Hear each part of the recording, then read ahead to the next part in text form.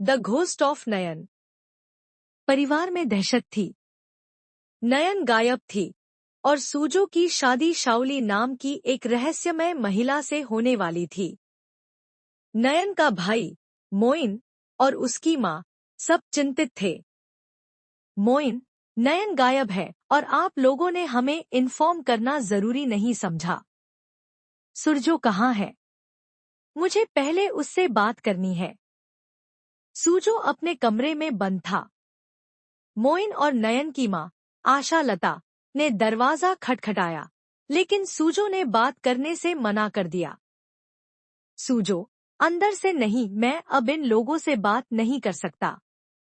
नहीं समझेंगे ये लोग, मोइन ने जोर दिया। मोइन, नयन के भाई होने के नाते मुझे हक बनता है कि मैं जानूं कि उसके साथ क्या हुआ है। नयन कहाँ है सूजो? सूजो आखिरकार दरवाजा खोलता है और बताता है कि वह नयन को खोजने की कोशिश कर रहा है। वह सिर्फ एक सुराग चाहता था कि शाओली नयन को कहाँ ले जा सकती है।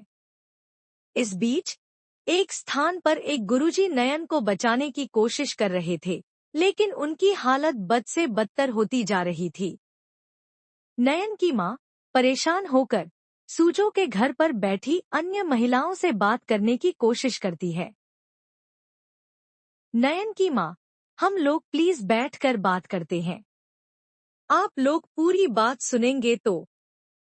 एक अन्य महिला नाराज होकर चिल्लाती है। महिला, अरे अब सुनने सुनाने को बचा क्या है? तुम्हारा भाई उस शाओली से शादी करने की तैयारी कर रहा है। सूजो की बहन बताती है कि यह एक गलतफहमी है।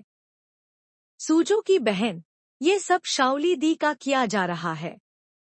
शाओली दी ने नयन दीदी को किडनैप करके कहीं छुपा रखा है और इसलिए वो दादा को ब्लैकमेल कर रही है उनके साथ शादी करने के लिए।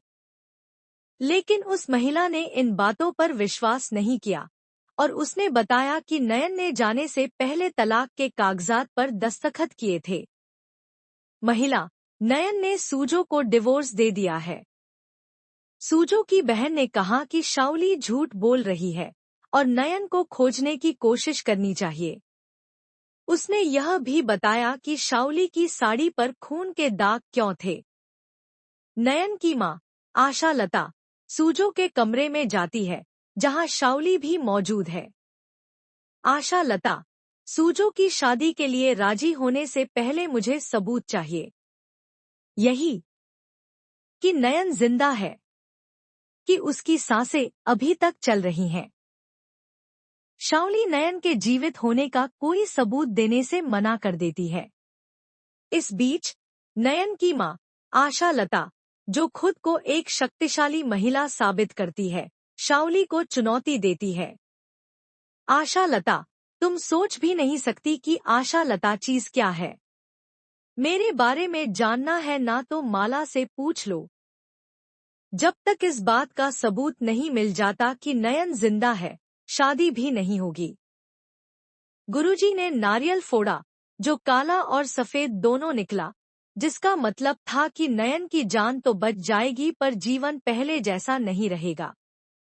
उन्होंने राख और बेलपत्र का उपयोग करके नयन को बचाने की कोशिश की। नयन होश में आती है और मोना से पुलिस को फोन करने को कहती है। वह कहती है कि शाओली कोई इंसान नहीं, बल्कि एक प्रेत आत्मा है। नयन, आप लोग समझ क्यों नहीं रहे हैं? पुलिस इंसानों को पकड़ती है, भूतों को नहीं। शाओली इंसान नहीं है, वो एक प्रेत आत्मा है। नयन की माँ पूरी तरह से परेशान, अंत में फैसला करती है। नयन की माँ, नहीं, जब तक नयन नहीं मिल जाती मैं इस घर के बाहर एक कदम भी नहीं रखूंगी। मुझे बस अपनी बेटी की परवाह है। मुझे ऐसा दामाद नहीं चाहिए। जरूरत पड़े तो मैं अपनी बेटी की दोबारा से शादी करवा दूंगी, एक ऐसे इंसान के साथ जो अपनी पत्नी की हिफाजत करना जानता हो। शाओली को यह पता चलता है कि नयन की माँ उसे चुनौती दे रही है, लेकिन वह अभी भी अपनी शर्तों पर अड़ी हुई है। शाओली, अगर आप चाहते हो कि नयन वापस आ जाए तो सूजो को मुझसे शादी करनी होगी, क्योंकि अगर यह शादी नहीं हुई तो नयन जरूर मरेगी। सूजो अंत में बाहर आता है और घोषणा करता है, सूजो, रुको, शादी होगी। सूजो की घोषणा से शाओली की चाल सफल होती है, लेकिन नयन की मां और भाई अभी भी नयन को खोजने की उम्मीद नहीं छोड़ते। एक आदमी था जो अपने भाई को ढूंढ रहा था। उसका नाम था धैर्य। धैर्य ने अपने भाई को सालों पहले खो दिया था। वह अपने भाई को ढूंढने के लिए हर जगह जाता था, लेकिन वह नहीं मिलता था। एक दिन धैर्य को पता चला कि उसका भाई जिंदा है और वह विक्रांत नाम से जाना जाता है। धैर्य को विश्वास नहीं हुआ, लेकिन उसने अपने भाई को ढूंढने का फैसला किया। जब धैर्य ने विक्रांत को देखा तो वह उसे पहचान नहीं पाया। वह सोच रहा था कि यह उसका भाई है या नहीं। धैर्य ने विक्रांत के पास जाने का फैसला किया, लेकिन वह कुछ कह नहीं पाया।